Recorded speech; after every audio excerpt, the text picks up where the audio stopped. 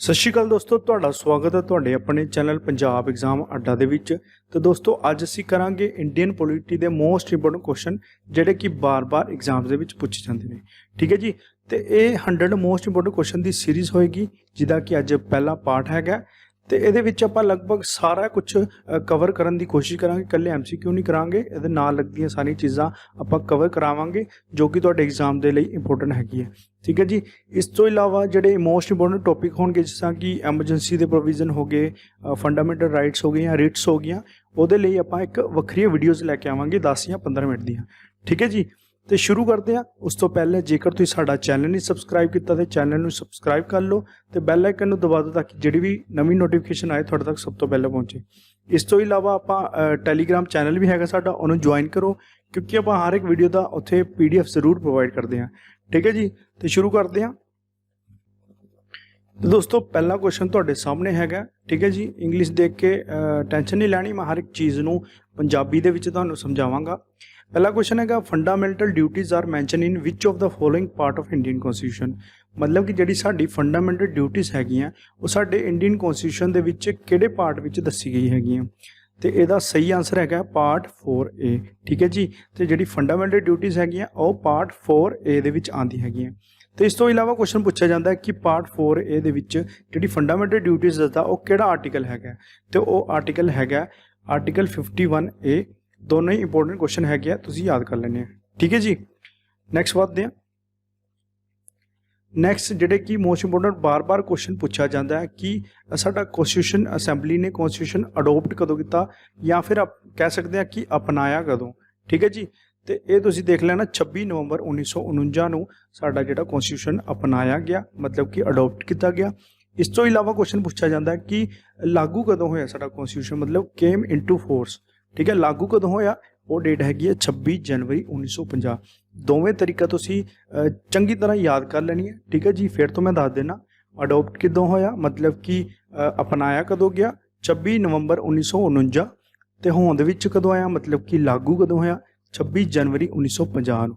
ठीक है जी, I hope तुहानूं ये याद हो गया होना। नैक्सट वधदे हां। हुण क्वेश्चन पूछा जाता है कि जदों शुरू होया साडा कॉन्स्टिट्यूशन लागू होया जदों, उस वेले उहदे विच किन्ने आर्टिकल हीगे, किन्ने पार्ट हीगे ते किन्ने शेड्यूल हीगे।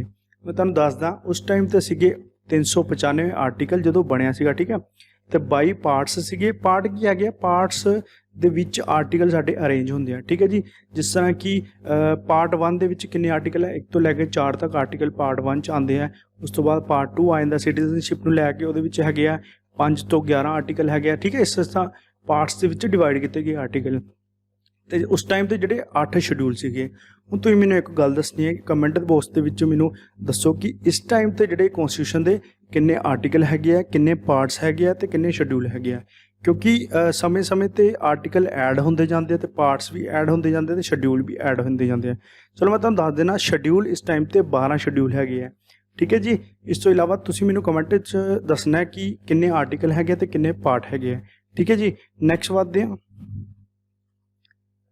नैक्सट क्वेश्चन हैगा in India which of the following article of the constitution of India provides for the formation of new state. मतलब कि जेकर आपां इस सरकार ने जेकर कोई नवी स्टेट की फॉर्मेशन करनी है, नवे राज का गठन करना है, तो वह किहड़े आर्टिकल के तहत कर सकता है। ठीक है जी, इंपोर्टेंट क्वेश्चन है, काफ़ी बार पूछा गया। तो यह है आंसर आर्टिकल 3। ठीक है, आर्टिकल 3 के तहत कोई भी सरकार या पार्लीमेंट की कर सकती है, फॉर्मेशन कर सकती है नवे स्टेट की। ठीक है जी, तो हुण एक बार आप आर्टिकल 3 देख लैंने की कहता है। Formation of new state and alteration of boundaries area or name of existing state. ठीक है, मतलब कि जी ऑलरेडी एग्जिस्टिंग स्टेट्स हैगियां उन्हां दी बाउंड्री नूं घटाया या वधाया जा सकता, उन्हां दे नाम चेंज किए जा सकते हैं या फिर उन्हां तो वंड करके एक नवी स्टेट बनाई जा सकती है। जिस तरह कि तुसीं आंध्र प्रदेश के केस च दिखा, तेलंगाना उस तो अलग होकर बनया। ठीक है जी, इस तरह कई स्टेटां बनियां हैगियां। ठीक है, वो किहड़े आर्टिकल के तहत बनी हैगियां, आर्टिकल 3 के तहत। ये तुसीं याद रखना है। ठीक है जी, ये पार्ट पहले च आंदा, जिस तरह मैं तुहानूं दस्सिया 1 तो लैके 4 तक आर्टिकल जोड़े पहले पार्ट च आंदे हैगे। ठीक है जी, नैक्सट वधदे हां। नैक्सट क्वेश्चन हैगा under which article president of India can proclaim financial emergency. ठीक है, ਇਹਦੇ ਵਿੱਚ ਪੁੱਛਿਆ ਗਿਆ ਕਿ ਕਿਹੜੇ ਆਰਟੀਕਲ ਦੇ ਤਹਿਤ ਸਾਡਾ ਜਿਹੜੇ ਪ੍ਰੈਜ਼ੀਡੈਂਟ ਹੈਗੇ ਆ ਉਹ ਫਾਈਨੈਂਸ਼ੀਅਲ ਐਮਰਜੈਂਸੀ ਘੋਸ਼ਿਤ ਕਰ ਸਕਦੇ ਆ। ਠੀਕ ਹੈ ਜੀ, ਇੰਪੋਰਟੈਂਟ ਕੁਐਸਚਨ ਬਣਦਾ। ਤੇ ਫਾਈਨੈਂਸ਼ੀਅਲ ਐਮਰਜੈਂਸੀ ਕਦੋਂ ਲੱਗਦੀ ਹੈ? ਜਦੋਂ ਸਾਡਾ ਦੇਸ਼ ਜੇਕਰ ਵਿੱਤੀ ਤੌਰ ਤੇ ਜੇ ਕਮਜ਼ੋਰ ਹੋ ਜਾਂਦਾ, ਫਾਈਨੈਂਸ਼ੀਅਲੀ ਕਮਜ਼ੋਰ ਹੋ ਜਾਂਦਾ, ਉਸ ਟਾਈਮ ਤੇ ਜੇ ਸਾਡੇ ਜਿਹੜੇ ਕੰਸੋਲੀਡੇਟ ਫੰਡ ਹੈਗੇ ਆ ਇੰਡੀਆ ਦੇ ਘਟ ਜਾਂਦੇ ਆ, ਠੀਕ ਹੈ, ਲੋਨ ਜ਼ਿਆਦਾ ਹੋ ਜਾਂਦੇ ਆ, ਤੇ ਉਸ ਟਾਈਮ ਤੇ ਫਾਈਨੈਂਸ਼ੀਅਲ ਐਮਰਜੈਂਸੀ ਲੱਗ ਸਕਦੀ ਹੈ। ਤੇ ਕਿਸ ਆਰਟੀਕਲ ਦੇ ਤਹਿਤ ਪ੍ਰੈਜ਼ੀਡੈਂਟ ਫਾਈਨੈਂਸ਼ੀਅਲ ਐਮਰਜੈਂਸੀ ਲਗਾ ਸਕਦੇ ਆ? ਤੇ ਉਹ ਲਗਾ ਸਕਦੇ ਆ ਆਰਟੀਕਲ 360 ਦੇ ਅੰਡਰ। ਠੀਕ ਹੈ ਜੀ, ਇੰਪੋਰਟੈਂਟ ਕੁਐਸਚਨ ਹੈਗਾ। ਤੇ ਇਸ ਤੋਂ ਇਲਾਵਾ ਦੇਖ ਲੈਂਦੇ ਆਪਾਂ ਕਿਹੜੀ ਹੋਰ ਐਮਰਜੈਂਸੀ ਹੁੰਦੀਆਂ ਹੈ। ਠੀਕ ਹੈ ਜੀ, ਤੇ 3 ਪ੍ਰਕਾਰ ਦੀ ਐਮਰਜੈਂਸੀ ਹੁੰਦੀ ਹੈ ਸਾਡੇ ਕਨਸਟੀਟਿਊਸ਼ਨ ਦੇ ਵਿੱਚ ਦੱਸੀ ਗਈ ਹੈ। ਪਹਿਲੀ ਹੈਗੀ ਹੈ ਨੈਸ਼ਨਲ ਐਮਰਜੈਂਸੀ, ਦੂਸਰੀ ਹੈਗੀ ਹੈ ਕਨਸਟੀਟਿਊਸ਼ਨਲ ਐਮਰਜੈਂਸੀ, ਤੇ ਤੀਸਰੀ ਹੈਗੀ ਹੈ ਫਾਈਨੈਂਸ਼ੀਅਲ ਐਮਰਜੈਂਸੀ। ਮੈਂ ਤੁਹਾਨੂੰ ਥੋੜਾ ਜਿਹਾ ਦੱਸਦਾ, ਵੈਸੇ ਇਹ ਵਾਈਡ ਟੌਪਿਕ ਹੈਗਾ, ਇਹਦੇ ਵਿੱਚੋਂ ਕਾਫੀ ਕੁਐਸਚਨ ਬਣਦੇ ਆ। ਇਹਦੇ ਤੇ ਆਪਾਂ ਇੱਕ ਵੱਖਰੀ ਵੀਡੀਓ ਲੈ ਕੇ ਆਵਾਂਗੇ। ਤੇ ਮੈਂ ਤੁਹਾਨੂੰ ਦੱਸਦਾ ਕਿ ਨੈਸ਼ਨਲ ਐਮਰਜੈਂਸੀ ਕਦੋਂ ਲੱਗਦੀ ਹੈ। ਇਹ ਲੱਗਦੀ ਜਦੋਂ ਕਿਸੇ ਦੂਸਰੇ ਦੇਸ਼ ਦੇ ਨਾਲ ਸਾਡਾ ਯੁੱਧ ਹੋ ਜਾਂਦਾ, ਠੀਕ ਹੈ, ਵਾਰ ਹੋ ਜਾਂਦੀ, ਉਸ ਟਾਈਮ ਤੇ ਪ੍ਰੈਜ਼ੀਡੈਂਟ ਆਰਟੀਕਲ 352 ਦੇ ਤਹਿਤ ਨੈਸ਼ਨਲ ਐਮਰਜੈਂਸੀ ਲਗਾ ਸਕਦੇ ਆ। ਠੀਕ ਹੈ ਜੀ, ਫਿਲਹਾਲ ਤੁਸੀਂ ਇੰਨੀ ਕੀ ਗੱਲ ਯਾਦ ਰੱਖੋ। ਠੀਕ ਹੈ ਜੀ, ਨੈਸ਼ਨਲ ਐਮਰਜੈਂਸੀ ਕਦੋਂ ਲੱਗਦੀ ਹੈ? ਜਦੋਂ ਕਿਸੇ ਬਾਹਰੀ ਦੇਸ਼ ਨਾਲ ਯੁੱਧ ਹੋ ਜਾਂਦਾ, ਉਸ ਵੇਲੇ ਪ੍ਰੈਜ਼ੀਡੈਂਟ ਆਰਟੀਕਲ 352 ਦੇ ਤਹਿਤ ਨੈਸ਼ਨਲ ਐਮਰਜੈਂਸੀ ਲਗਾ ਸਕਦੇ ਆ। ਠੀਕ ਹੈ ਜੀ, ਨੈਕਸਟ ਹੈਗਾ ਕਨਸਟੀਟਿਊਸ਼ਨਲ ਐਮਰਜੈਂਸੀ। ਇਹਨੂੰ ਪ੍ਰੈਜ਼ੀਡੈਂਟ ਰੂਲ ਵੀ ਕਿਹਾ ਜਾਂਦਾ ਹੈ, ਮੋਸਟ ਇੰਪੋਰਟੈਂਟ ਹੈਗਾ ਜਿਹੜੀ ਪ੍ਰੈਜ਼ੀਡੈਂਟ ਰੂਲ ਵੀ ਕਿਹਾ ਜਾਂਦਾ ਇਹਨੂੰ। ਤੇ ਪ੍ਰੈਜ਼ੀਡੈਂਟ ਉਦੋਂ ਲਗਾਉਂਦੇ ਜਦੋਂ ਕੋਈ ਸਟੇਟ ਕਨਸਟੀਟਿਊਸ਼ਨ ਦੇ ਹਿਸਾਬ ਨਾਲ ਕੰਮ ਨਹੀਂ ਕਰ ਰਹੀ। ਠੀਕ ਹੈ, ਉਦੋਂ ਸਾਡੇ ਜਿਹੜੇ ਪ੍ਰੈਜ਼ੀਡੈਂਟ ਹੈਗੇ ਆ ਆਰਟੀਕਲ 356 ਦੇ ਤਹਿਤ ਉਸ ਸਟੇਟ ਦੇ ਵਿੱਚ ਪ੍ਰੈਜ਼ੀਡੈਂਟ ਰੂਲ ਲਗਾ ਸਕਦੇ ਜਾਂ ਫਿਰ ਕਨਸਟੀਟਿਊਸ਼ਨਲ ਐਮਰਜੈਂਸੀ ਲਗਾ ਸਕਦੇ ਆ। ਕਾਫੀ ਸਟੇਟਸ ਦੇ ਵਿੱਚ ਪ੍ਰੈਜ਼ੀਡੈਂਟ ਰੂਲ ਲੱਗ ਚੁੱਕਿਆ, ਤੁਹਾਨੂੰ ਵੀ ਪਤਾ ਹੋਏਗਾ ਪੰਜਾਬ 'ਚ ਵੀ ਕਾਫੀ ਵਾਰ ਲੱਗ ਚੁੱਕਿਆ। ਤੇ ਤੀਸਰੀ ਸਾਡੇ ਕੋਲ ਆ ਜਾਂਦੀ ਆ ਫਾਈਨੈਂਸ਼ੀਅਲ ਐਮਰਜੈਂਸੀ। ਠੀਕ ਹੈ ਜੀ, ਤੇ ਫਾਈਨੈਂਸ਼ੀਅਲ ਐਮਰਜੈਂਸੀ ਮੈਂ ਤੁਹਾਨੂੰ ਪਹਿਲੇ ਹੀ ਦੱਸਤਾ, ਪ੍ਰੈਜ਼ੀਡੈਂਟ ਆਰਟੀਕਲ 360 ਦੇ ਅੰਡਰ ਇਹ ਫਾਈਨੈਂਸ਼ੀਅਲ ਐਮਰਜੈਂਸੀ ਘੋਸ਼ਿਤ ਕਰ ਸਕਦੇ ਆ। ਠੀਕ ਹੈ ਜੀ, ਆਈ ਹੋਪ ਤੁਹਾਨੂੰ ਸਮਝ ਲੱਗ ਗਿਆ ਹੋਣਾ। ਬਾਕੀ ਜਿਹੜੀ ਕਸਰ ਹੋਏਗੀ ਆਪਾਂ ਜਿਹੜੀ ਵੀਡੀਓ ਬਣਾਵਾਂਗੇ ਐਮਰਜੈਂਸੀ ਦੇ ਉੱਤੇ, ਉਸ ਵੇਲੇ ਤੁਹਾਨੂੰ ਸਾਰਾ ਸਮਝਾ ਦਿੱਤਾ ਜਾਏਗਾ। ਠੀਕ ਹੈ ਜੀ, ਨੈਕਸਟ ਵੱਧਦੇ ਹਾਂ। ਨੈਕਸਟ ਕੁਐਸਚਨ ਹੈਗਾ how many member of upper house, ਮਤਲਬ ਕਿ Rajya Sabha can be nominated by president of India. ਮਤਲਬ ਕਿ ਰਾਜ ਸਭਾ ਦੇ ਕਿੰਨੇ ਮੈਂਬਰਾਂ ਨੂੰ ਰਾਸ਼ਟਰਪਤੀ ਜਿਹੜਾ ਨੋਮੀਨੇਟ ਕਰ ਸਕਦਾ ਜਾਂ ਫਿਰ ਨਾਮਜ਼ਦ ਕਰ ਸਕਦਾ ਹੈ। ਤੇ ਇਹਦਾ ਸਹੀ ਆਨਸਰ ਹੈਗਾ 12 ਮੈਂਬਰਾਂ ਨੂੰ ਰਾਸ਼ਟਰਪਤੀ ਜਿਹੜਾ ਨੋਮੀਨੇਟ ਕਰ ਸਕਦਾ ਰਾਜ ਸਭਾ ਦਾ ਮੈਂਬਰ ਬਣਨ ਵਾਸਤੇ। ਠੀਕ ਹੈ, ਹੁਣ ਜਿਹੜੇ 12 ਮੈਂਬਰ ਹੁੰਦੇ ਹੈਗੇ ਆ, ਇਹ ਕੌਣ ਹੁੰਦੇ ਹੈਗੇ ਆ ਕਿ ਜਿਹੜੇ ਆਪਣੀ ਜਿਹੜੀ ਲਿਟਰੇਚਰ ਦੇ ਵਿੱਚ, ਸਾਇੰਸ ਦੇ ਵਿੱਚ ਜਾਂ ਫਿਰ ਆਰਟਸ ਨੂੰ ਲੈ ਕੇ ਜਿਹੜੇ ਪ੍ਰੋਫੈਸ਼ਨਲ ਹੈਗੇ ਆ, ਜਾਂ ਸੋਸ਼ਲ ਸਰਵਿਸ ਜਿਹੜੇ ਇਨਸਾਨ ਕਰਦੇ ਹੈਗੇ ਆ ਉਹਦੇ ਵਿੱਚ ਪ੍ਰੋਫੈਸ਼ਨਲ ਹੈਗੇ ਆ, ਇਸ ਤਰ੍ਹਾਂ ਦੇ ਜਿਹੜੇ ਲੋਕਾਂ ਨੂੰ ਰਾਸ਼ਟਰਪਤੀ ਕੀ ਕਰ ਸਕਦੇ ਆ, ਰਾਜ ਸਭਾ ਦਾ ਮੈਂਬਰ ਬਣਾ ਸਕਦੇ ਆ। ਠੀਕ ਹੈ ਜੀ, ਉਹਨਾਂ ਦੀ ਕਿੰਨੀ ਸੰਖਿਆ ਹੋ ਸਕਦੀ ਹੈ? 12 ਸੰਖਿਆ ਹੋ ਸਕਦੀ ਹੈ। ਜੇਕਰ ਮੈਂ ਪੁੱਛਾਂ ਕਿ ਟੋਟਲ ਰਾਜ ਸਭਾ ਦੇ ਮੈਂਬਰਾਂ ਦੀ ਕਿੰਨੀ ਸੰਖਿਆ ਹੁੰਦੀ ਹੈ, ਤੇ ਉਹ ਹੁੰਦੀ ਹੈ 250। ਠੀਕ ਹੈ, 250 ਜਿਹੜੇ ਮੈਂਬਰ ਟੋਟਲ ਹੋ ਸਕਦੇ ਆ ਰਾਜ ਸਭਾ ਦੇ। ਉਹਦੇ ਵਿੱਚੋਂ 238 ਜਿਹੜੇ ਹੁੰਦੇ ਆ ਉਹ ਤੇ ਰਿਪਰੈਜ਼ੈਂਟੇਟਿਵ ਹੁੰਦੇ ਆ, ਜਾਂ ਤੇ ਸਟੇਟ ਦੇ ਜਾਂ ਤੇ ਯੂਨੀਅਨ ਟੈਰੀਟਰੀ ਦੇ।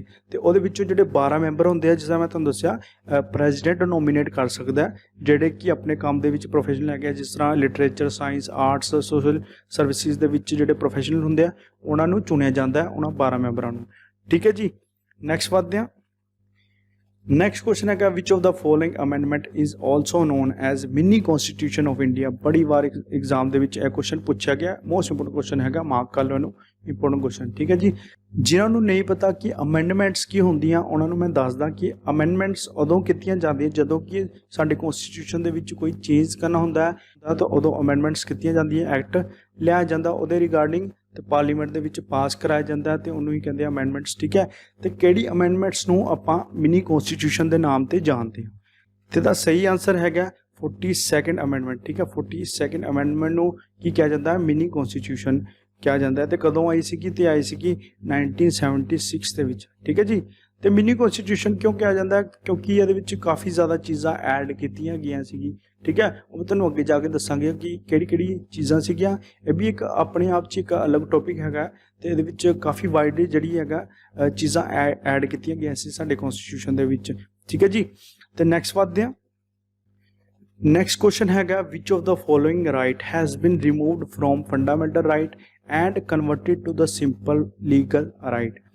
ਬਹੁਤ ਹੀ ਜ਼ਿਆਦਾ ਇੰਪੋਰਟੈਂਟ ਕੁਐਸਚਨ ਹੈ ਵੀ। ਤੇ ਪਹਿਲੇ ਮੈਂ ਤੁਹਾਨੂੰ ਦੱਸਦਾ ਕਿ ਫੰਡਾਮੈਂਟਲ ਰਾਈਟ ਕਿਹੜੇ ਪਾਰਟ ਦੇ ਵਿੱਚ ਆਉਂਦੇ ਆ।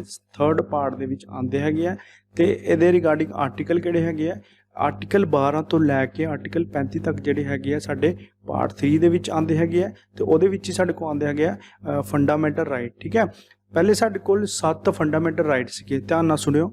ਪਹਿਲੇ ਸਾਡੇ ਕੋਲ 7 ਫੰਡਾਮੈਂਟਲ ਰਾਈਟ ਸੀਗੇ, ਬਾਅਦ ਵਿੱਚੋਂ ਜਿਹੜਾ ਰਾਈਟ ਟੂ ਪ੍ਰੋਪਰਟੀ ਹੈਗਾ ਇਹਦਾ ਆਨਸਰ ਵੀ ਇਹੀ ਹੈਗਾ ਕਿ ਜਿਹੜਾ ਰਾਈਟ ਟੂ ਪ੍ਰੋਪਰਟੀ ਹੈਗਾ ਉਹ ਰਿਮੂਵ ਕਰ ਦਿੱਤਾ ਗਿਆ ਤੇ ਜਿਹੜੇ ਸਾਡੇ ਕਿੰਨੇ ਫੰਡਾਮੈਂਟਲ ਰਾਈਟ ਰਹਿ ਗਏ 6 ਫੰਡਾਮੈਂਟਲ ਰਾਈਟ ਰਹਿ ਗਏ। ਇਸ ਟਾਈਮ ਤੇ ਜਿਹੜੇ 6 ਫੰਡਾਮੈਂਟਲ ਰਾਈਟ ਹੈਗੇ। ਠੀਕ ਹੈ, ਤੇ ਰਾਈਟ ਟੂ ਪ੍ਰੋਪਰਟੀ ਨੂੰ ਰਿਮੂਵ ਕੀਤਾ ਗਿਆ ਤੇ ਉਹਨੂੰ ਇੱਕ ਸਿੰਪਲ ਲੀਗਲ ਰਾਈਟ ਬਣਾ ਦਿੱਤਾ ਗਿਆ।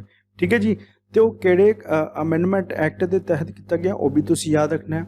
ਜਿੱਦਾਂ ਕਿ ਇੱਥੇ ਲਿਖਿਆ ਹੈ ਕਿ 44th ਅਮੈਂਡਮੈਂਟ ਐਕਟ 1978 ਦੇ ਤਹਿਤ ਰਾਈਟ ਟੂ ਪ੍ਰੋਪਰਟੀ ਨੂੰ ਰਿਮੂਵ ਕਰਕੇ ਜਿਹੜਾ ਸਿੰਪਲ ਲੀਗਲ ਰਾਈਟ ਬਣਾ ਦਿੱਤਾ ਗਿਆ। ਹੁਣ ਗੱਲ ਆਉਂਦੀ ਹੈ ਕਿ ਚਲੋ ਰਿਮੂਵ ਕਰਤਾ, ਹੁਣ ਕਿਸ ਆਰਟੀਕਲ ਦੇ ਵਿੱਚ ਇਹਨੂੰ ਪਾਇਆ ਗਿਆ ਤੇ ਆਰਟੀਕਲ 300A ਦੇ ਵਿੱਚ ਹੁਣ ਇਹਦੀ ਜਗ੍ਹਾ ਹੈਗੀ ਹੈ right to property the as a simple legal right. ਠੀਕ ਹੈ ਜੀ, ਯਾਦ ਰੱਖਿਓ ਇੰਪੋਰਟੈਂਟ ਕੁਐਸਚਨ ਹੈਗੇ ਆ। ਠੀਕ ਹੈ, 2-3 ਕੁਐਸਚਨ ਬਣ ਗਏ ਇੱਕੋ ਕੁਐਸਚਨ ਦੇ ਵਿੱਚੋਂ ਤੇ ਸਾਰੀ ਚੀਜ਼ਾਂ ਤੁਸੀਂ ਜਾਂ ਤੇ ਨੋਟ ਕਰਦੇ ਜਾਓ ਜਾਂ ਤੇ ਫਿਰ ਧਿਆਨ ਨਾਲ 2-3 ਵਾਰ ਵੀਡੀਓ ਦੇਖੋਗੇ ਤੁਹਾਨੂੰ ਯਾਦ ਹੋ ਜਾਂਦੇ ਆ। ਠੀਕ ਹੈ ਜੀ, ਨੈਕਸਟ ਵਧਦੇ ਹਾਂ। ਨੈਕਸਟ ਕੁਐਸਚਨ ਹੈਗਾ in case the president wishes to resign to whom is he address his resignation letter। Simple passage ਚ ਦੱਸਾਂ ਤੇ ਕਹਿ ਰਿਹਾ ਕਿ ਜੇਕਰ ਪ੍ਰੈਜ਼ੀਡੈਂਟ ਰਿਜ਼ਾਈਨ ਦੇਣਾ ਚਾਹੁੰਦਾ ਆਪਣੇ ਆਫਿਸ ਤੋਂ ਤੇ ਉਹ ਕਿਸ ਨੂੰ ਆਪਣਾ ਰੈਜ਼ਿਗਨੇਸ਼ਨ ਲੈਟਰ ਦੇਣਗੇ। ਠੀਕ ਹੈ ਜੀ, ਤੇ ਇਹਦਾ ਸਹੀ ਆਨਸਰ ਹੈਗਾ ਵਾਈਸ ਪ੍ਰੈਜ਼ੀਡੈਂਟ ਨੂੰ। ਠੀਕ ਹੈ, ਇੰਪੋਰਟੈਂਟ ਕੁਐਸਚਨ ਹੈਗਾ, ਇਹਨੂੰ ਵੀ ਮਾਰਕ ਕਰ ਲਓ ਇੰਪੋਰਟੈਂਟ। ਤੇ ਵਾਈਸ ਪ੍ਰੈਜ਼ੀਡੈਂਟ ਨੂੰ ਪ੍ਰੈਜ਼ੀਡੈਂਟ ਆਪਣੇ ਰੈਜ਼ਿਗਨੇਸ਼ਨ ਲੈਟਰ ਦੇ ਸਕਦੇ ਆ। ਠੀਕ ਹੈ ਜੀ, ਨੈਕਸਟ ਵਧਦੇ ਹਾਂ। ਨੈਕਸਟ ਹੈਗਾ how many fundamental rights are mentioned in Indian constitution. ਠੀਕ ਹੈ ਜੀ, ਮੈਂ ਤੁਹਾਨੂੰ ਪਹਿਲੇ ਦੱਸਤਾ, ਪਹਿਲੇ ਸਾਡੇ ਕੋਲ 7 ਫੰਡਾਮੈਂਟਲ ਰਾਈਟਸ ਸੀਗੇ ਪਾਰਟ 3 ਦੇ ਅੰਡਰ ਤੇ ਹੁਣ ਕਿੰਨੇ ਰਹਿ ਗਏ ਹੈਗੇ ਆ 6 ਫੰਡਾਮੈਂਟਲ ਰਾਈਟ ਰਹਿ ਗਏ ਹੈਗੇ ਆ। ਠੀਕ ਹੈ ਜੀ, ਇਹ ਇੰਪੋਰਟੈਂਟ ਕੁਐਸਚਨ ਹੈਗਾ, ਇਹਨੂੰ ਵੀ ਇੰਪੋਰਟੈਂਟ ਮਾਰਕ ਕਰ ਲਓ। ਨੈਕਸਟ ਵਧਦੇ ਹਾਂ ਤੇ ਮੈਂ ਤੁਹਾਨੂੰ ਸਾਰਾ ਇੱਥੇ ਦੱਸਦਾ ਹੈਗਾ ਕਿਹੜੇ ਕਿਹੜੇ ਫੰਡਾਮੈਂਟਲ ਰਾਈਟਸ ਹੈਗੇ ਆ। ਇਹ ਵੀ ਕੁਐਸਚਨ ਡਾਇਰੈਕਟ ਪੁੱਛ ਜਾਂਦਾ ਕਿ ਰਾਈਟ ਟੂ ਫਰੀडम ਜਿਹੜਾ ਹੈਗਾ ਉਹ ਆਰਟੀਕਲ ਕਿਹੜੇ ਆਰਟੀਕਲ ਦੇ ਅੰਡਰ ਆਉਂਦੇ ਜਾਂ ਰਾਈਟ ਟੂ ਇਕੁਐਲਿਟੀ ਕਿਹੜੇ ਆਰਟੀਕਲ ਦੇ ਅੰਡਰ ਆਉਂਦੇ ਹੈਗੇ ਆ ਤੇ ਸਾਰਾ ਤੁਹਾਡੇ ਸਾਹਮਣੇ ਹੈਗਾ। ਜਿਹੜਾ ਰਾਈਟ ਟੂ ਇਕੁਐਲਿਟੀ ਹੈਗਾ ਉਹ ਆਰਟੀਕਲ 14 ਤੋਂ ਲੈ ਕੇ 18 ਤੱਕ ਹੈਗਾ। ਰਾਈਟ ਟੂ ਫਰੀडम 19 ਤੋਂ ਲੈ ਕੇ 22 ਤੱਕ। ਰਾਈਟ ਅਗੇਂਸਟ ਐਕਸਪਲੋਟੇਸ਼ਨ ਆਰਟੀਕਲ 23 ਤੋਂ ਲੈ ਕੇ 24 ਤੱਕ। Right to freedom of religion article 25 ਤੋਂ ਲੈ ਕੇ 28 ਤੱਕ। Cultural and educational rights article 29 ਤੇ 30 ਹੈਗਾ। ਰਾਈਟ ਟੂ ਕਨਸਟੀਟਿਊਸ਼ਨਲ ਰੈਮੇਡੀਜ਼ ਇਹ ਸਭ ਤੋਂ ਇੰਪੋਰਟੈਂਟ ਹੈਗਾ। Right to constitutional remedies article 32 ਦੇ ਅੰਦਰ। ਇਹਨੂੰ ਵੀ ਮੈਂ ਅਲੱਗ ਤੋਂ ਸਮਝਾਵਾਂਗਾ ਕਿ ਇਹ ਕੀ ਚੀਜ਼ ਹੈਗੀ ਹੈ। ਬੜਾ ਹੀ ਜ਼ਿਆਦਾ ਇੰਟਰਸਟਿੰਗ ਤੇ ਬਹੁਤ ਹੀ ਇੰਪੋਰਟੈਂਟ ਹੈਗਾ ਇਹ ਆਰਟੀਕਲ 32। ਠੀਕ ਹੈ ਜੀ, ਯਾਦ ਰੱਖਿਓ ਰਾਈਟ ਟੂ ਕਨਸਟੀਟਿਊਸ਼ਨ ਰੈਮੇਡੀਜ਼ ਕਿਹੜੇ ਆਰਟੀਕਲ ਦੇ ਅੰਦਰ ਹੈਗਾ, ਇਹ ਵੀ ਕੁਐਸਚਨ ਪੁੱਛਿਆ ਜਾ ਚੁੱਕਿਆ ਆਰਟੀਕਲ 32 ਦੇ ਅੰਡਰ। ਠੀਕ ਹੈ ਜੀ, ਨੈਕਸਟ ਵਧਦੇ ਹਾਂ। ਨੈਕਸਟ ਕੁਐਸਚਨ ਹੈਗਾ which of the following article ਜਾਂ articles can not be suspended even during emergency. मतलब कि ऐसे किहड़े आर्टिकल हैगे आ जिहड़े कि एमरजेंसी के दौरान भी सस्पेंड नहीं किए जा सकते, बंद नहीं किए जा सकते। तो किहड़े आर्टिकल हैगे आ ते इह हैगे आ आर्टिकल 20 ते 21। ठीक है, मोस्ट इंपोर्टेंट क्वेश्चन हैगा कि जिहड़े आर्टिकल 20 ते 21 जिहड़े हैगे आ आर्टिकल एमरजेंसी के दौरान भी सस्पेंड नहीं किए जाते। तो दोस्तों आर्टिकल 20 ते 21 देख लैंदे थोड़ा थोड़ा की हुंदा। ठीक है, तो जो आर्टिकल 20 हैगा ये 2-3 चीज़ां आंदियां हैगियां जिस तरह कि एक्सपोज फैक्टो हो गया, डबल जियोपार्डी हो गई, सैल्फ इंक्रीमेशन हो गया। ठीक है, तो एक्सपोज फैक्टो की कहता है कि मैं तुहानूं थोड़ा थोड़ा दस देना क्योंकि एक्सप्लेन करांगे तो वीडियो बड़ी लंबी होनी है। ठीक है जी, तो एक्सपोज फैक्टो च हुंदा है कि जेकर किसी बंदे ने पिछे कोई क्राइम किया सीगा 2-3 साल पहले, जिस तरह एग्जाम्पल ले लो, तो उस क्राइम के रिलेटेड लॉ हुण बन रहा है। ठीक है, तो उस बंदे नूं इस लॉ के अकॉर्डिंग सज़ा नहीं दी जा सकती क्योंकि उन्हें क्राइम तो 2-3 साल पहले किया सीगा तो लॉ हुण बनिया, इस करके इस लॉ के तहत उन्होंने सज़ा नहीं दी जा सकती। तो दूसरा डबल जियोपार्डी हो गया कि मतलब एक बंदे नूं 2 बार इस एक क्राइम वास्ते 2 बार सज़ा नहीं दी जा सकती। तो तीजा हो गया सैल्फ इंक्रीमिनेशन, मतलब कि बंदा आप अपने जुर्म कबूल नहीं कर सकता, वो अपने ਜਿਹੜੇ ਬਿਆਨ ਦਿੱਤੇ ਹੋਏ ਉਸ ਬੇਸ ਤੇ ਉਹਨੂੰ ਸਜ਼ਾ ਨਹੀਂ ਦਿੱਤੀ ਜਾ ਸਕਦੀ। ਇਸ ਤਰ੍ਹਾਂ ਦੀ ਚੀਜ਼ਾਂ ਹੈਗੀਆਂ ਆਰਟੀਕਲ 20 ਦੇ ਵਿੱਚ। ਮੈਂ ਤੁਹਾਨੂੰ ਡਿਟੇਲ ਦੇ ਵਿੱਚ ਬਾਅਦ ਚੋਂ ਸਮਝਾਵਾਂਗਾ। ਠੀਕ ਹੈ, ਨੈਕਸਟ ਵੀਡੀਓ ਦੇ ਵਿੱਚ ਜਦੋਂ ਵੀ ਆਪਾਂ ਅਗਲੇ ਟੌਪਿਕ ਕਰਾਂਗੇ। ਤੇ ਦੂਸਰਾ ਹੈਗਾ ਆਰਟੀਕਲ 21 ਜਿਹੜਾ ਕਿ ਬੜਾ ਹੀ ਜ਼ਿਆਦਾ ਇੰਪੋਰਟੈਂਟ ਹੈਗਾ, right to life and personal liberty. ਠੀਕ ਹੈ ਜੀ, ਨੈਕਸਟ ਵਧਦੇ ਹਾਂ। ਨੈਕਸਟ ਕੁਐਸਚਨ ਹੈਗਾ which among the following article of constitution of India abolish the untouchability. Untouchability ਤੁਸੀਂ ਇੱਕ ਹਿਸਾਬ ਨਾਲ ਤੁਸੀਂ ਛੂਆ-ਛੂਤ ਕਹਿ ਸਕਦੇ ਹੋ, ਠੀਕ ਹੈ ਜੀ, ਜਿਹੜਾ ਪੁਰਾਣੇ ਜ਼ਮਾਨੇ 'ਚ ਚੱਲਦਾ ਸੀਗਾ, ਠੀਕ ਹੈ। ਤੇ ਕਹਿ ਰਿਹਾ ਕਿ ਕਿਸ ਆਰਟੀਕਲ ਦੇ ਤਹਿਤ ਇੰਡੀਅਨ ਕਨਸਟੀਟਿਊਸ਼ਨ ਅਬੋਲਿਸ਼ ਕਰਦਾ ਅਨਟਚੇਬਿਲਿਟੀ ਨੂੰ। ਤੇ ਇੰਪੋਰਟੈਂਟ ਕੁਐਸਚਨ ਹੈਗਾ ਤੇ ਇਹਦਾ ਸਹੀ ਆਂਸਰ ਹੈਗਾ ਆਰਟੀਕਲ 17, ਮਤਲਬ ਕਿ ਆਰਟੀਕਲ 17 ਜਿਹੜਾ ਹੈਗਾ ਅਨਟਚੇਬਿਲਿਟੀ ਨੂੰ ਅਬੋਲਿਸ਼ ਕਰਦਾ ਹੈਗਾ, ਠੀਕ ਹੈ ਜੀ। ਇੰਪੋਰਟੈਂਟ ਹੈਗਾ, ਇੰਪੋਰਟੈਂਟ ਮਾਰਕ ਕਰ ਲਓ। ਨੈਕਸਟ ਦੇਖ ਲੈਂਦੇ ਹਾਂ ਕੀ ਹੈਗਾ। ਨੈਕਸਟ ਕੁਐਸਚਨ ਹੈਗਾ in the event of vacancy in the office of president of India the person who perform the duty of president is. Simple ਭਾਸ਼ਾ ਤੁਹਾਨੂੰ ਮੈਂ ਦੱਸਾਂ ਕਿ ਜੇਕਰ ਪ੍ਰੈਜ਼ੀਡੈਂਟ ਦਾ ਆਫਿਸ ਕਿਸੇ ਤਰ੍ਹਾਂ ਵੈਕੈਂਟ ਹੈਗਾ, ਮਤਲਬ ਖਾਲੀ ਹੈਗਾ, ਤੇ ਉੱਥੇ ਪ੍ਰੈਜ਼ੀਡੈਂਟ ਐਕਟ ਨਹੀਂ ਕਰ ਰਿਹਾ, ਤੇ ਉਹਦੀ ਜਗ੍ਹਾ ਤੇ ਕੌਣ ਐਜ਼ ਏ ਪ੍ਰੈਜ਼ੀਡੈਂਟ ਐਕਟ ਕਰਦਾ ਹੈਗਾ। ਬੜਾ ਇੰਪੋਰਟੈਂਟ ਕੁਐਸਚਨ ਹੈਗਾ ਤੇ ਮੈਂ ਤੁਹਾਨੂੰ ਦੱਸਦਾ ਇਹਦਾ ਸਹੀ ਆਂਸਰ ਹੈਗਾ ਵਾਈਸ ਪ੍ਰੈਜ਼ੀਡੈਂਟ, ਠੀਕ ਹੈ। Vice president as president act ਕਰੇਗਾ ਜਦੋਂ ਤੱਕ ਪ੍ਰੈਜ਼ੀਡੈਂਟ ਦੀ ਕੁਰਸੀ ਖਾਲੀ ਹੈਗੀ ਹੈ, ਠੀਕ ਹੈ।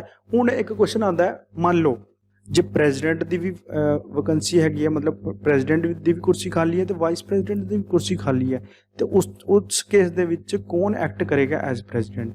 Chief justice of India as a president behave ਕਰੇਗਾ ਜੇਕਰ ਪ੍ਰੈਜ਼ੀਡੈਂਟ ਵੀ ਨਹੀਂ ਹੈਗਾ ਤੇ ਵਾਈਸ ਪ੍ਰੈਜ਼ੀਡੈਂਟ ਵੀ ਆਪਣੇ ਆਫਿਸ 'ਚ ਨਹੀਂ ਹੈਗਾ, ਠੀਕ ਹੈ ਜੀ।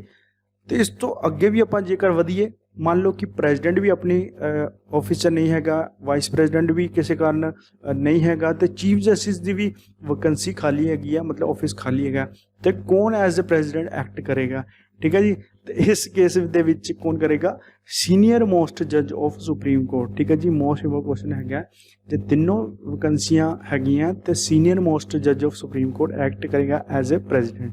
ਨੈਕਸਟ ਵਧਦੇ ਹਾਂ। ਆਈ ਹੋਪ ਤੁਹਾਨੂੰ ਇੰਨਾ ਸਮਝ ਲੱਗ ਗਿਆ ਹੋਣਾ। ਇੰਪੋਰਟੈਂਟ ਕੁਐਸਚਨ ਹੈਗਾ, ਤੁਹਾਨੂੰ ਸਿੰਪਲ ਭਾਸ਼ਾ 'ਚ ਮੈਂ ਸਮਝਾਤਾ ਹੈਗਾ, ਠੀਕ ਹੈ ਜੀ। ਨੈਕਸਟ ਵਧਦੇ ਹਾਂ। ਨੈਕਸਟ ਹੈਗਾ the vice president is ex officio chairman of the, ਠੀਕ ਹੈ। ਇਹ ਮੋਸਟ ਇੰਪੋਰਟੈਂਟ ਕੁਐਸਚਨ ਹੈ, ਕਾਫੀ ਵਾਰ ਐਗਜ਼ਾਮ ਦੇ ਵਿੱਚ ਪੁੱਛਿਆ ਗਿਆ, ਡਿਫਰੈਂਟ ਐਗਜ਼ਾਮ ਦੇ ਵਿੱਚ ਡਿਫਰੈਂਟ ਤਰ੍ਹਾਂ ਪੁੱਛਿਆ ਜਾਂਦਾ ਹੈ, ਠੀਕ ਹੈ ਜੀ। ਤੇ ਇਹਦਾ ਸਹੀ ਆਂਸਰ ਹੈਗਾ ਰਾਜ ਸਭਾ। ਜਿਹੜਾ ਵਾਈਸ ਪ੍ਰੈਜ਼ੀਡੈਂਟ ਹੁੰਦੇ ਆ ਉਹ ਐਕਸ ਆਫੀਸ਼ੀਓ ਚੇਅਰਮੈਨ ਹੁੰਦੇ ਆ ਰਾਜ ਸਭਾ ਦੇ। ਜਾਂ ਫਿਰ ਤੁਹਾਨੂੰ ਇਸ ਤਰ੍ਹਾਂ ਵੀ ਕੁਐਸਚਨ ਪੁੱਛਿਆ ਜਾ ਸਕਦਾ ਕਿ ਰਾਜ ਸਭਾ ਦੇ ਚੇਅਰਮੈਨ ਕੌਣ ਹੁੰਦੇ ਆ, ਤੇ ਉਸ ਟਾਈਮ ਤੇ ਆਂਸਰ ਆਣਾ ਵਾਈਸ ਪ੍ਰੈਜ਼ੀਡੈਂਟ, ਠੀਕ ਹੈ ਜੀ। ਵਾਈਸ ਪ੍ਰੈਜ਼ੀਡੈਂਟ ਕੌਣ ਹੁੰਦੇ ਆ, ਰਾਜ ਸਭਾ ਦੇ ਚੇਅਰਮੈਨ, ਠੀਕ ਹੈ ਜੀ। ਨੈਕਸਟ ਵਧਦੇ ਹਾਂ। ਨੈਕਸਟ ਹੈਗਾ ਇੰਡੀਅਨ ਪਾਰਲੀਮੈਂਟ ਕੰਸਿਸਟ ਆਫ, ਮਤਲਬ ਕਿ ਇੰਡੀਅਨ ਪਾਰਲੀਮੈਂਟ ਜਿਹੜੀ ਹੈਗੀ ਆ ਉਹ ਕਦੀ ਬਣੀ ਹੁੰਦੀ ਹੈ, ਠੀਕ ਹੈ ਜੀ। ਤੇ ਇਹ ਬਣੀ ਹੁੰਦੀ ਹੈ ਪ੍ਰੈਜ਼ੀਡੈਂਟ, ਰਾਜ ਸਭਾ ਤੇ ਲੋਕ ਸਭਾ ਨੂੰ ਮਿਲ ਕੇ ਕੀ ਬਣਦੀ ਹੈਗੀ ਆ, ਪਾਰਲੀਮੈਂਟ ਬਣਦੀ ਹੈਗੀ ਹੈ। ਇੰਪੋਰਟੈਂਟ ਕੁਐਸਚਨ ਹੈਗਾ, ਠੀਕ ਹੈ ਜੀ। ਇੰਪੋਰਟੈਂਟ ਮਾਰਕ ਕਰ ਲਓ ਇਹਨੂੰ ਵੀ। ਤੇ ਨੈਕਸਟ ਵਧਦੇ ਹਾਂ। ਨੈਕਸਟ ਕੁਐਸਚਨ ਹੈਗਾ what is the term of office of chief election commissioner of India। ਮਤਲਬ ਕਿ ਜਿਹੜੇ ਚੀਫ ਇਲੈਕਸ਼ਨ ਕਮਿਸ਼ਨਰ ਹੁੰਦੇ ਆ ਜਾਂ ਫਿਰ ਮੁੱਖ ਚੋਣ ਕਮਿਸ਼ਨ ਹੁੰਦੇ ਆ ਇੰਡੀਆ ਦੇ, ਤੇ ਉਹ ਕਿੰਨੀ ਦੇਰ ਤੱਕ ਉਹਦਾ ਆਫਿਸ ਦਾ ਟਰਮ ਹੁੰਦਾ ਜਾਂ ਫਿਰ ਆਪਣੇ ਜਿਹੜੇ ਅਹੁਦੇ ਤੇ ਕਿੰਨੀ ਦੇਰ ਤੱਕ ਰਹਿੰਦੇ ਆ, ਤੇ ਉਹ ਰਹਿੰਦੇ ਹੈਗੇ ਆ 6 ਸਾਲ ਜਾਂ ਫਿਰ 65 ਸਾਲ ਦੀ ਉਮਰ ਤੱਕ। ਮਤਲਬ ਕਿ ਜੇਕਰ ਜਾਂ ਤੇ ਫਿਰ 6 ਸਾਲ ਦੀ ਉਹਦਾ ਟੈਨਿਓਰ ਹੋਏਗਾ, ਆਫਿਸ ਟਰਮ ਹੋਏਗਾ 6 ਸਾਲ ਦਾ, ਜਾਂ ਫਿਰ ਜਦੋਂ ਤੱਕ ਉਹ 65 ਸਾਲ ਦੀ ਉਮਰ ਗੇਨ ਨਹੀਂ ਕਰ ਲੈਂਦੇ ਉਦੋਂ ਤੱਕ। ਮੰਨ ਲਓ ਕਿ ਜੇਕਰ ਉਹਨਾਂ ਦਾ 3 ਸਾਲ ਦਾ ਟੈਨਿਓਰ ਹੋਇਆ ਤੇ ਉਹਨਾਂ ਦੀ ਉਮਰ ਹੋ ਗਈ ਹੈ 65 ਸਾਲ, ਤਾਂ ਵੀ ਉਹਨਾਂ ਨੂੰ ਆਪਣਾ ਆਫਿਸ ਛੱਡਣੇ ਪੈਣਾ, ਠੀਕ ਹੈ ਜੀ। ਆਈ ਹੋਪ ਤੁਹਾਨੂੰ ਸਮਝ ਲੱਗ ਗਿਆ ਹੋਣਾ। ਨੈਕਸਟ ਵਧਦੇ ਹਾਂ। Who is non as first law officer of India. ਬੜਾ ਇੰਪੋਰਟੈਂਟ ਕੁਐਸਚਨ ਹੈਗਾ ਕਿ first law officer of India ਕਿਹਨੂੰ ਕਿਹਾ ਜਾਂਦਾ। ਜ਼ਿਆਦਾਤਰ ਜਿਹੜੇ ਬੱਚੇ ਹੋਣਗੇ ਉਹ ਟਿਕ ਲਾ ਦੇਣਗੇ ਚੀਫ ਜਸਟਿਸ ਆਫ ਇੰਡੀਆ, ਕਿਉਂਕਿ ਸੁਪਰੀਮ ਕੋਰਟ ਦੇ ਹੈੱਡ ਹੈਗੇ ਤੇ ਇਸ ਕਰਕੇ ਫਸਟ ਲਾਅ ਆਫਿਸਰ ਵੀ ਹੋਣਗੇ ਮੇ ਬੀ, ਪਰ ਇਹਦਾ ਆਂਸਰ ਸਹੀ ਹੈਗਾ ਅਟਰਨੀ ਜਨਰਲ ਆਫ ਇੰਡੀਆ ਜਿਹੜੇ ਹੈਗੇ ਆ ਉਹ ਹੁੰਦੇ ਆ first law officer of India, ਠੀਕ ਹੈ। ਮੋਸਟ ਇੰਪੋਰਟੈਂਟ ਹੈਗਾ, ਇਹਨੂੰ ਯਾਦ ਰੱਖਿਓ, ਕਾਫੀ ਵਾਰ ਐਗਜ਼ਾਮ 'ਚ ਪੁੱਛਿਆ ਜਾਂਦਾ, ਠੀਕ ਹੈ ਜੀ। ਨੈਕਸਟ ਵਧਦੇ ਹਾਂ। ਨੈਕਸਟ ਕੁਐਸਚਨ ਹੈਗਾ protection of life and personal Liberty is mention in which article of Indian constitution. ਮੈਂ ਤੁਹਾਨੂੰ ਇਸ ਚੀਜ਼ ਬਾਰੇ ਪਹਿਲੇ ਹੀ ਦੱਸ ਚੁੱਕਿਆ। Protection of life and personal Liberty ਕਿਹੜੇ ਆਰਟੀਕਲ ਦੇ ਅੰਦਰ ਆਉਂਦਾ ਹੈਗਾ, ਤੇ ਇਹ ਆਉਂਦਾ ਹੈਗਾ ਆਰਟੀਕਲ 21 ਦੇ ਅੰਡਰ। ਇਹ ਚੀਜ਼ ਮੈਂ ਤੁਹਾਨੂੰ ਪਹਿਲੇ ਹੀ ਦੱਸ ਚੁੱਕਿਆ ਹੈਗਾ, ਠੀਕ ਹੈ ਜੀ। ਨੈਕਸਟ ਦੇਖ ਲੈਂਦੇ ਹਾਂ ਕਿਹੜਾ ਕੁਐਸਚਨ ਹੈਗਾ। ਨੈਕਸਟ ਹੈਗਾ ਸਾਡੇ ਕੋਲ ਇੰਪੋਰਟੈਂਟ ਕੁਐਸਚਨ ਹੈਗਾ ਇਹ ਵੀ, ਦ ਨੈਸ਼ਨਲ ਐਂਥਮ ਵਾਜ਼ ਅਡੋਪਟਡ ਬਾਏ ਦਾ ਕਨਸਟੀਟਿਊਸ਼ਨ ਅਸੈਂਬਲੀ ਇਨ। ਮਤਲਬ ਕਿ ਜਿਹੜਾ ਸਾਡਾ ਰਾਸ਼ਟਰ ਗਾਨ ਹੈਗਾ ਉਸ ਨੂੰ ਕਦੋਂ ਅਪਣਾਇਆ ਗਿਆ, ਠੀਕ ਹੈ। ਕਨਸਟੀਟਿਊਸ਼ਨ ਅਸੈਂਬਲੀ ਦੁਆਰਾ ਕਦੋਂ ਅਪਣਾਇਆ ਗਿਆ ਸਾਡੇ ਨੈਸ਼ਨਲ ਐਂਥਮ ਨੂੰ, ਤੇ ਇਹ ਅਪਣਾਇਆ ਗਿਆ 24 ਜਨਵਰੀ 1950 ਨੂੰ ਅਪਣਾਇਆ ਗਿਆ, ਠੀਕ ਹੈ ਜੀ। ਤੇ ਤੁਹਾਡੇ ਲਈ ਇੱਕ ਕੁਐਸਚਨ ਹੈਗਾ ਮੇਰੇ ਕੋਲ ਕਿ ਮੈਨੂੰ ਕਮੈਂਟ ਬਾਕਸ 'ਚ ਦੱਸੋ ਕਿ ਜਿਹੜਾ ਸਾਡਾ ਨੈਸ਼ਨਲ ਐਂਥਮ ਹੈਗਾ ਤੇ ਕਾਂਗਰਸ ਦੇ ਕਿਹੜੇ ਸੈਸ਼ਨ ਦੇ ਵਿੱਚ ਸਭ ਤੋਂ ਪਹਿਲਾਂ ਗਾਇਆ ਗਿਆ। ਠੀਕ ਹੈ ਜੀ, ਫਿਰ ਤੋਂ ਇੱਕ ਵਾਰੀ ਕੁਐਸਚਨ ਸੁਣ ਲਓ ਕਿ ਸਭ ਤੋਂ ਪਹਿਲੇ ਸਾਡਾ ਜਿਹੜਾ ਨੈਸ਼ਨਲ ਐਂਥਮ ਹੈਗਾ ਉਹ ਕਾਂਗਰਸ ਦੇ ਕਿਹੜੇ ਸੈਸ਼ਨ ਦੇ ਵਿੱਚ ਕਿਹੜੇ ਸਨ ਦੇ ਵਿੱਚ ਗਾਇਆ ਗਿਆ। ਠੀਕ ਹੈ ਜੀ, ਇਹ ਤੁਸੀਂ ਕਮੈਂਟ ਬਾਕਸ ਦੇ ਵਿੱਚ ਮੈਨੂੰ ਦੱਸਣਾ ਹੈਗਾ। ਠੀਕ ਹੈ ਜੀ, ਨੈਕਸਟ ਵਧਦੇ ਹਾਂ, ਦੇਖ ਲੈਂਦੇ ਕਿਹੜਾ ਕੁਐਸਚਨ ਹੈਗਾ। ਨੈਕਸਟ ਕੁਐਸਚਨ ਹੈਗਾ who consider the right to constitution remedies a very heart and soul of Indian constitution. ਤੁਹਾਨੂੰ ਸਿੰਪਲ ਭਾਸ਼ਾ ਦੱਸਾਂ ਕੀ ਕਹਿ ਰਿਹਾ ਕੁਐਸਚਨ ਕਿ ਇਹਨਾਂ ਵਿੱਚ ਕੌਣ ਹੈਗੇ ਆ ਜਿਨ੍ਹਾਂ ਨੇ ਰਾਈਟ ਟੂ ਕਨਸਟੀਟਿਊਸ਼ਨਲ ਰੈਮੇਡੀਜ਼ ਨੂੰ ਕਨਸਟੀਟਿਊਸ਼ਨ ਦਾ ਦਿਲ ਤੇ ਜਾਨ ਮੰਨਿਆ। ਠੀਕ ਹੈ ਜੀ, ਬੜਾ ਇੰਪੋਰਟੈਂਟ ਕੁਐਸਚਨ ਹੈ, ਕਾਫੀ ਵਾਰ ਪੁੱਛਿਆ ਗਿਆ ਕਿ ਜਿਹੜੀ ਰਾਈਟ ਟੂ ਕਨਸਟੀਟਿਊਸ਼ਨ ਰੈਮੇਡੀਜ਼ ਹੈਗੀਆਂ ਉਹਨਾਂ ਨੂੰ ਕਿੰਨੇ ਕਿਹਾ ਕਿ ਇੱਕ ਹਾਰਟ ਤੇ ਸੋਲ ਹੈਗਾ ਸਾਡੇ ਇੰਡੀਅਨ ਕਨਸਟੀਟਿਊਸ਼ਨ ਦਾ, ਤੇ ਇਹ ਕਿਹਾ BR ਅੰਬੇਦਕਰ ਜੀ ਨੇ। ਠੀਕ ਹੈ, ਬੜਾ ਹੀ ਜ਼ਿਆਦਾ ਇੰਪੋਰਟੈਂਟ ਕੁਐਸਚਨ ਹੈਗਾ। ਸਭ ਤੋਂ ਪਹਿਲੇ ਤੁਹਾਨੂੰ ਪਤਾ ਹੋਣਾ ਚਾਹੀਦਾ ਰਾਈਟ ਟੂ ਕਨਸਟੀਟਿਊਸ਼ਨਲ ਰੈਮੇਡੀਜ਼ ਜਿਹੜੀ ਹੈਗੀਆਂ ਉਹ ਕਿਹੜੇ ਆਰਟੀਕਲ ਦੇ ਵਿੱਚ ਆਉਂਦੀਆਂ ਹੈਗੀਆਂ। ਮੈਂ ਤੁਹਾਨੂੰ ਪਹਿਲੇ ਵੀ ਦੱਸ ਚੁੱਕਿਆ ਕਿ ਜਿਹੜੀ ਰਾਈਟ ਟੂ ਕਨਸਟੀਟਿਊਸ਼ਨਲ ਰੈਮੇਡੀਜ਼ ਹੈਗੀਆਂ ਉਹ ਆਰਟੀਕਲ 32 ਦੇ ਅੰਡਰ ਆਉਂਦੀਆਂ ਹੈਗੀਆਂ। ਤੇ ਇਸ ਤੋਂ ਇਲਾਵਾ ਗੱਲ ਕਰੀਏ ਕਿ ਰਾਈਟ ਟੂ ਕਨਸਟੀਟਿਊਸ਼ਨਲ ਰੈਮੇਡੀ ਜਾਂ ਫਿਰ ਆਰਟੀਕਲ 32 ਦੇ ਵਿੱਚ ਆਉਂਦਾ ਕੀ ਹੈਗਾ। ਪਹਿਲੀ ਗੱਲ ਜਿਹੜੀ ਹੈਗੀ ਆ ਉਹ ਹੈਗਾ ਕਿ ਰਿਟਸ ਇਹਦੇ ਵਿੱਚ ਆਉਂਦੀਆਂ ਹੈਗੀਆਂ। ਤੇ ਇਸ ਤੋਂ ਇਲਾਵਾ ਜੇਕਰ ਆਪਾਂ ਆਪਣੇ ਫੰਡਾਮੈਂਟਲ ਰਾਈਟਸ ਇਨਫੋਰਸ ਕਰਾਣੇ ਹੋਣ ਡਾਇਰੈਕਟਲੀ ਸੁਪਰੀਮ ਕੋਰਟ ਤੋਂ, ਜੇਕਰ ਸਾਡੇ ਕੋਈ ਫੰਡਾਮੈਂਟਲ ਰਾਈਟਸ ਖੋ ਰਿਹਾ ਕੋਈ ਵੀ ਸਰਕਾਰ ਜਾਂ ਫਿਰ ਕੋਈ ਵੀ ਪਬਲਿਕ ਬੋਡੀ, ਠੀਕ ਹੈ, ਤੇ ਉਸ ਟਾਈਮ ਤੇ ਆਰਟੀਕਲ 32 ਦੇ ਅੰਡਰ ਆਪਾਂ ਡਾਇਰੈਕਟਲੀ ਸੁਪਰੀਮ ਕੋਰਟ ਕੋਲੋਂ ਆਪਣੇ ਫੰਡਾਮੈਂਟਲ ਰਾਈਟਸ ਇਨਫੋਰਸ ਕਰਾ ਸਕਦੇ ਹਾਂ। ਆਈ ਹੋਪ ਤੁਹਾਨੂੰ ਸਮਝ ਲੱਗ ਗਿਆ ਹੋਣਾ। ਠੀਕ ਹੈ ਜੀ, ਤੇ ਇਹ ਸੀਗਾ ਅੱਜ ਦਾ ਲੈਕਚਰ ਤੇ ਆਈ ਹੋਪ ਤੁਹਾਨੂੰ ਸਾਰੇ ਕੁਐਸਚਨ ਵਧੀਆ ਲੱਗੇ ਹੋਣਗੇ ਕਿਉਂਕਿ ਇਹੀ ਕੁਐਸਚਨ ਆ ਜਾ ਕੇ ਸਾਰੇ ਐਗਜ਼ਾਮ ਦੇ ਵਿੱਚ ਪੁੱਛੇ ਜਾਂਦੇ ਨੇ। ਠੀਕ ਹੈ, ਜੇਕਰ ਪਸੰਦ ਆਈ ਤਾਂ ਪਲੀਜ਼ ਲਾਈਕ ਕਰੋ, ਆਪਣੇ ਦੋਸਤਾਂ ਦੇ ਨਾਲ ਜ਼ਿਆਦਾ ਤੋਂ ਜ਼ਿਆਦਾ ਸ਼ੇਅਰ ਕਰੋ ਤੇ ਚੈਨਲ ਨੂੰ ਸਬਸਕ੍ਰਾਈਬ ਜੇਕਰ ਨਹੀਂ ਕੀਤਾ ਤਾਂ ਚੈਨਲ ਨੂੰ ਜ਼ਰੂਰ ਸਬਸਕ੍ਰਾਈਬ ਕਰੋ। ਜਿੰਨੇ ਜ਼ਿਆਦਾ ਲਾਈਕ ਹੋਣਗੇ, ਜਿੰਨੇ ਜ਼ਿਆਦਾ ਸ਼ੇਅਰ ਹੋਣਗੇ, ਉਨਾ ਹੀ ਜ਼ਿਆਦਾ ਜਿਹੜਾ ਹੈਗਾ ਮੋਟੀਵੇਸ਼ਨ ਵਧੇਗਾ ਹੋਰ ਵੀਡੀਓ ਇਸ ਤਰ੍ਹਾਂ ਦੀ ਲੈ ਕੇ ਆਉਣ ਦੇ ਲਈ। ਠੀਕ ਹੈ ਜੀ, ਤੇ ਬਣੇ ਰਹੋ ਸਾਡੇ ਨਾਲ, ਤਦ ਤੱਕ ਲਈ ਥੈਂਕ ਯੂ, ਜੈ ਹਿੰਦ।